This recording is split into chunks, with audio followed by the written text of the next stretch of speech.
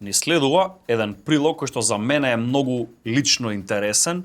Зошто? Еве, нашите гледачи може да видат од емисија во емисија тука албуми со сликички дека се распространети. Се е тоа лично моја колекција. Пофали се. Да, ги собирам од 98 навака секакви албуми и секогаш ми е кеф да си направам муабет со соборец кој што проаѓал низ истово низ години. Така е, сега најдовме малку човек што малку порано од тебе никад почнал да ги собира, 86-та, нам рече. Така да не зборуваме многу, да оставиме да видиме што ќе ни каже Милорад Миленковски. Така.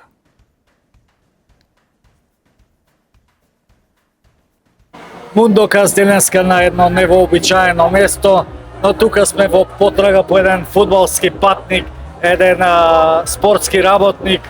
Многумина го знаат за неговата борба за ФК Вардар, но денеска сме тука нешто да шепнем и за неговата пасија, како што се албумите за големите фудбалски достигнувања. Така, со нас Милорад Миленковски.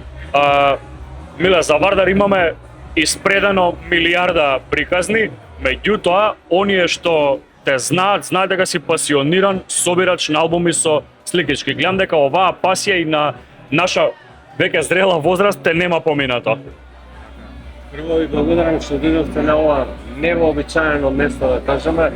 Баш е вообичаено за овие летни услови, значи местата што можеме малку и да се освежиме, да доживееме, малку покрај вода да бидеме и барем да доловиме атмосферата на местата кои што се игра светско првенство и кои што се покрај обала. Поглавном низ Америка, моментално се покрај обала, низ Мексико исто така градовите кои што се игра. Така да барем малку да доловиме таа слика. А што се однесува до мене и до пасијата или страста за собирање сликички, за следење на светските првенства и европските првенства, значи таа трае датира од далечната, да кажам, 1986-та, каде што домакин на светското првенство, како и сега што е ко-домакин, е Мексико. Така. Може да направиш една паралела како го доживеа првото собирање на албум тогаш како дете и ова сега? Ова сега е нешто сосема друго, бидејќи сега го собирам заедно со син ми. Он е исто така го наследил тоа од татко му, да биде исто така страстен собирач на сликички, страстен фудбалски влюбеник и фудбалер на Вардар во младите категории исто така и љубител на и влюбеник во Вардар. Значи тогаш беше пасијата малку поразлична од таа што е сега, бидејќи фудбалот беше поразличен од тоа што е сега. Тогаш беше фудбалот се уште она што сега го нарекуваме old school или стара школа. Фудбалот беше љубов повеќе отколку што беше бизнес. Тоа е таа паралела разлика што може да се направи од тогашниот фудбал и сегашниот фудбал. Бидејќи ако направиме една паралела со играчите кои што играат тогаш, да ги префрлиме, конкретно Мексико 86-та, да го префрлиме во Мексико 2026 година, тие играчи нема да се вклопат во амбиентот и амбиентот би бил сосема принаков со нив.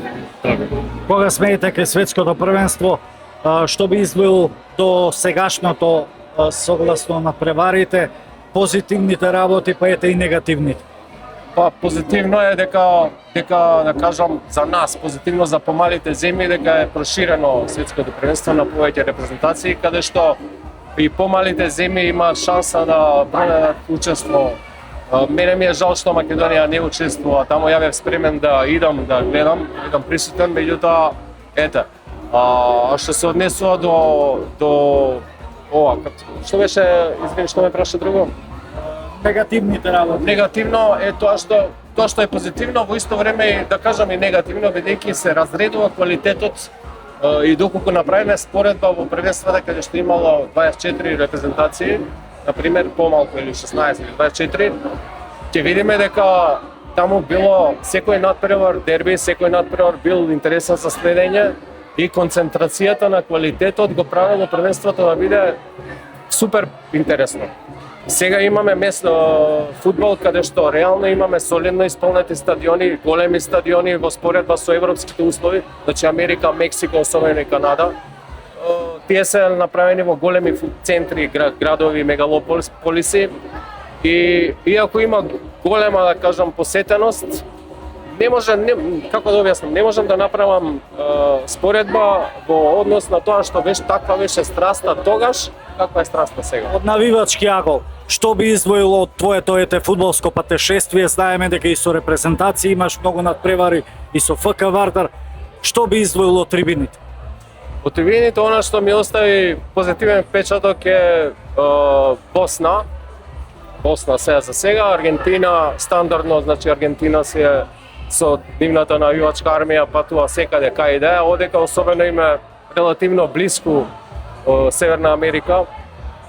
Оние ми остават со солиден печаток од овие репрезентации кои што имаат, да кажам, навивачки армии со нив. Италија ми е жал што не е присутна. Хрватска е стандардно таму, особено овие репрезентации кои што имаат голема диаспора од Европа. Тоа се безмалку сите европски репрезентации, почнувајќи, да кажам, од Англија, Шкотска, од Германија, па да кажам Хрватска и Босна стандардно, бивша Југославија. Тоа е тој стандарден навивачки амбиент кој што го прават тие земји, значи навивачите на тие земји веќе и години наназад. А она што е сега што имаме и ново е дека и новите и овие селекции, например како Хаити, како Зеленородски острови, како, да кажам, помали земји кои што сега земале учество, покажуваат дека и тие знаат да играат фудбал. Она што не ми се допаѓа е тоа што при фудбалот, при промоцијата на фудбалот се промовираат и некои други, да кажам, социјални појави или светски настани од глобален карактер, како војната во Иран, например, како промоција на ЛГБТ заедници. И тука, значи, имаше ситуација сега со Модрич, нели, дали да носи капитенската лента. Јас мислам дека такви ситуации не треба да бидат оптеретени на светските првенства, дека тоа таму треба да биде промоција на фудбалот и промоција на светскиот мир преку фудбалот. Како едно заокружување на разговорот, веќе втора недела сме на светското првенство, албумот е веќе пополнет. Дали сметаш дека и собирањето на албуми од едно детско убаво хоби исто така стана бизнис, бидејќи треба сериозен буџет за да се наполни еден албум кој што со секој ново првенство е подебел и поголем? Кажам, овој албум мислам дека имаше она апликацијата што имаше околу 994 сликички. Во споредба со албумите претходно е повеќе од дупло поголем. Она што друго е по мене негативно, меѓутоа тоа е она што пазарот и го креира, значи цената на стикерите 75 денари, без малку 11 денари по сликичка доаѓа. Доколку направиме споредба со сликичките што сме ги собирале од, да кажам, Мексико 86, Италија 90, Америка 94, Франција 98, Кореја, Јужна Африка, Бразил, Русија, све, значи како поминува времето, се сликичките се поскапи по стикер доаѓаат. И веќе од хоби кој што може да се го дозволат и најмалите генерации, станува хоби повторно на истите генерации кои што сме почнали тоа да собираме, бидејќи тоа ни останало во крвта, да кажам, таа страст и љубов. И сега цената е таа која што е, желба после да се наполни албумот и меѓутоа доколку сме ефикасни при полнењето на албумот,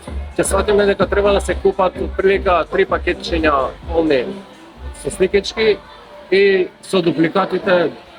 Значи барем тоа е она позитивна работа што колекционерите се зголеми, бројот на колекционери е зголемен.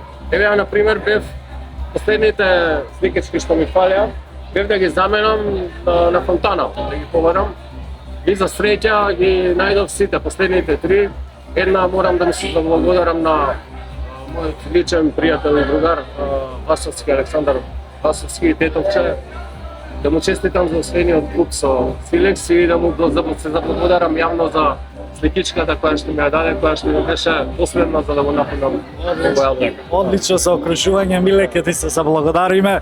Ќе ти посакаме пасијата да не ја изгубиш, како што каже, ја префрли на најмладите, на твоите деца, па се надеваме дека на другите големи надпреварувања ќе имаме и пообилен тука албуми повеќе за снимање и да се кажеме нешто повеќе. Да, значи светските и европските првенства се, да кажам, на секои 2 години, европско, светско.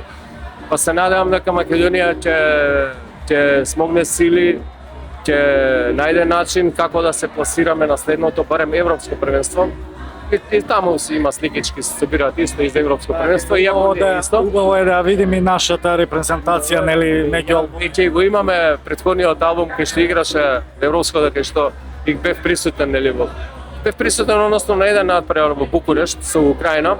Меѓутоа се надевам дека тој не би бил прв и последен надпревар во својот живот. Се надевам дека ќе барем еднаш ќе дојдам на надпревар да гледам Македонија на едно светско првенство, на мундијал, бидејќи мундијалот е она што е, да кажам, нешто повеќе од европското првенство. Бидејќи се работи за фудбал, доколку се работи за ракомет, во ракометот се европското првенство е посилно од светското првенство. Меѓутоа во светското првенство не можете да изоставите селекции како Аргентина, како Бразил, како Мексико, Уругвај и такви некои селекции кои што имаат оставено трага, голем длабок белег во досегашните големи собираи како мондијалите. Иле ти благодарим. За уго се гледаме. Да се освежиме, па вие се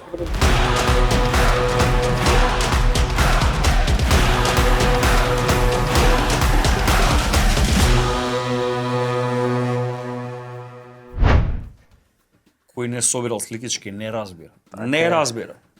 Види, добар беше Миле, посакува да ја види Македонија на светско и ние посакуваме никац, колку и да тоа сега од оваа дистанца се чини далеку. Сликичка од Македонија да залепиш во албум, еднаш се случило до сега, ама толку беше добро, што сакаме секое наредно да ни се случува.